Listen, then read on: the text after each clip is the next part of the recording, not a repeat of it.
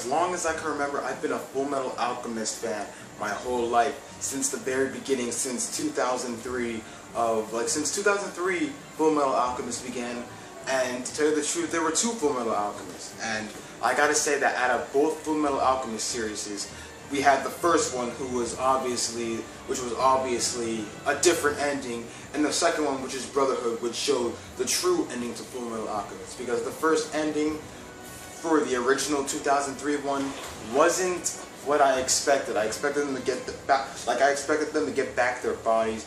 But anyway, guys, I'm giving you my review of Fullmetal Alchemist Brotherhood. And don't worry, I'm not referring to the manga. The manga is good and all, but because I don't have a box set of Fullmetal Alchemist, of the anime box set to show you, I use the manga as an example of what it looks like in the anime, but even though it's the manga.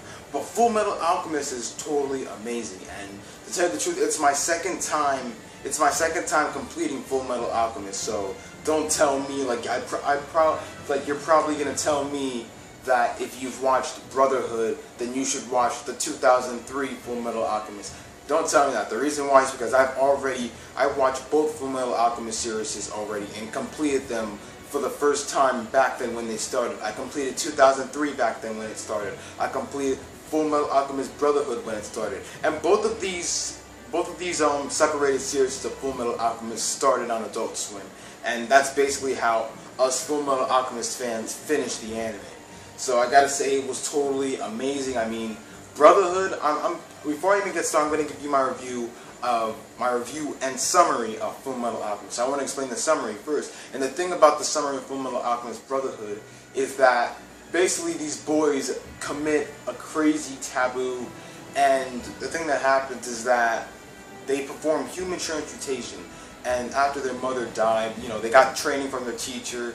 And their teacher's already seen the light, but now these boys, it's their turn to see the light once they perform human transmutation on their own mother. I say she should have just rested in peace, but to be honest, lots of people love their mom, and Ed and Al definitely love their mom. Their father walked out on them when they were only kids, but there is a reason why their father did that. So anyway, as I was saying, these brothers commit a crazy taboo, and because of that, they pay the ultimate price of equivalent exchange. What they do is they perform human transmutation on their mother, and it ends up being even worse. Ed sees the truth finally, and because of that, Ed loses his arm, one of his arms, and loses one of his legs. Right arm, right leg, I forgot. But he loses his leg and arm, and because of that, he paid the ultimate price of equivalent exchange, and that is the ultimate price of alchemy. As for Al loses his whole body, and because of that, that's where it all starts. Ed, with as much blood as Ed has left on his leg, he manages to stop it a bit, but he manages to save his brother by bonding his soul to a suit of armor. And this was a couple of years ago, so after that, that's where their journey starts. You see, that's when Colonel Mustang comes in, and he says that he saw the body. And after that, because Colonel Mustang heard that these two boys were gifted alchemists, only kids, how should I say this? They wanted to recruit Ed and Al to become state alchemists, of the military, a dog of the military, and because of that, it's how this thing starts, actually. And what they want to do is, after they pay the ultimate price, they have to get their bodies back by finding the Philosopher's Stone. Not only to realize that it contains human life in order to create a Philosopher's Stone. And because of that, Ed and Al don't want to use a Philosopher's Stone. What they want to do is, they want to get their bodies back, but they don't want to do it by creating a Philosopher's Stone with human life, you know what I mean? After how they tried to transmute their mom, bring her back, that was definitely a failed move right there, alright? But there were so many, that's basically the summary. They're supposed to get their bodies back. They're supposed to get their bodies back by finding the Philosopher's Stone. But there's more than that. It leads to crazy epic battles, which I'm going to review now. The crazy epic battles we had was one of my favorite of all time. Colonel Mustang versus Lust. We had some other crazy battles like Ling versus Fuhrer Bradley. We had Greed versus Fuhrer Bradley. And the crazy thing is finding out how should I say this? The crazy thing is finding out how these homunculi just come out like that, and how the mastermind is behind all of it. There were crazy battles too. We had more crazy battles than just Colonel Mustang versus Lust.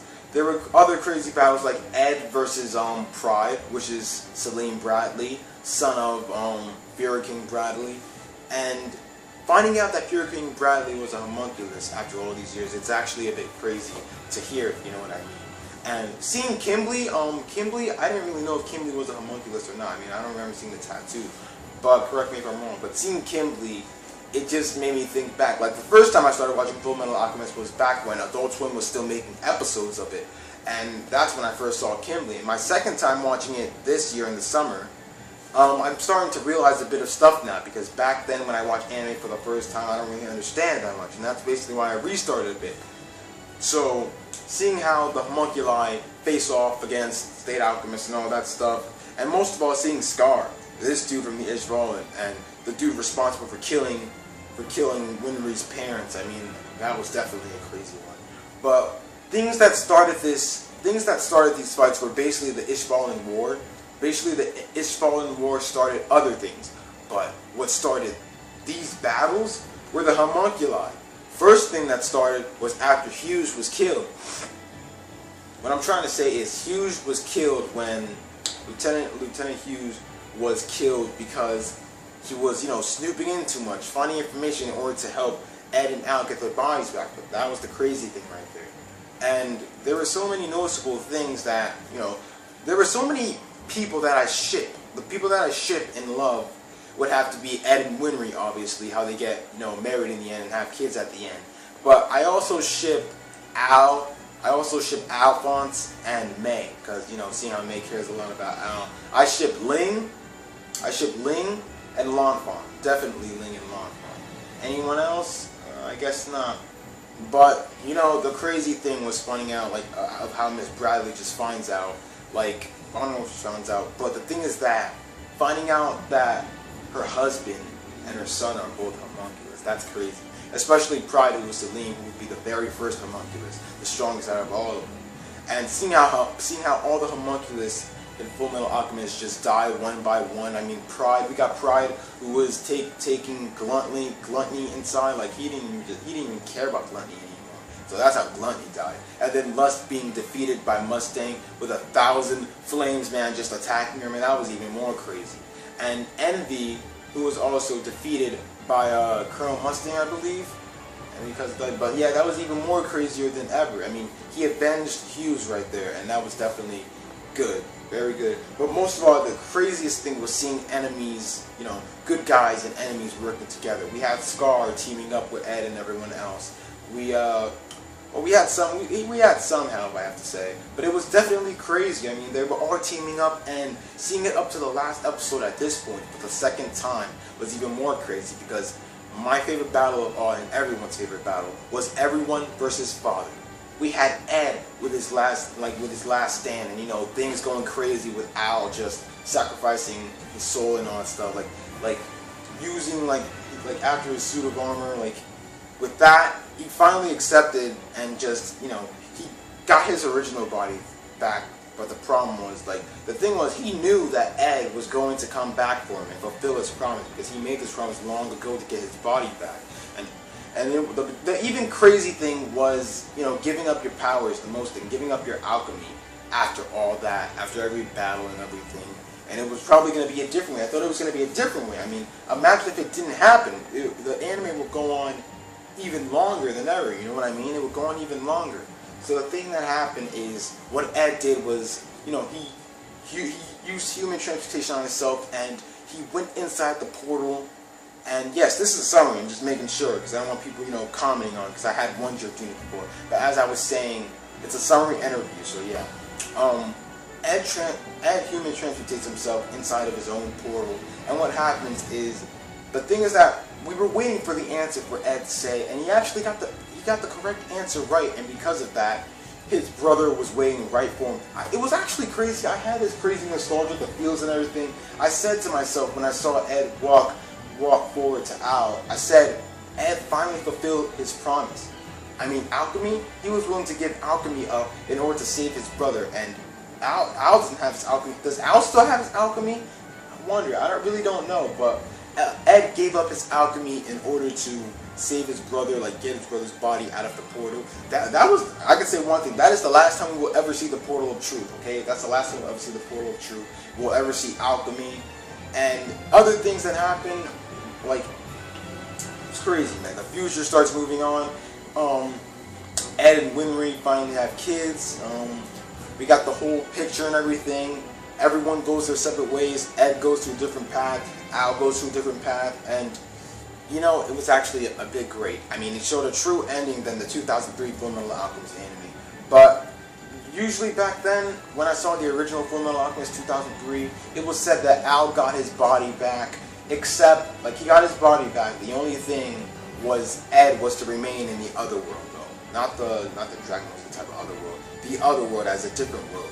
So he traveled with his father into a different world. But I don't even think he developed a good, you know, relationship with his father in the original Fullmetal Alchemist, because his father was nice and all that stuff.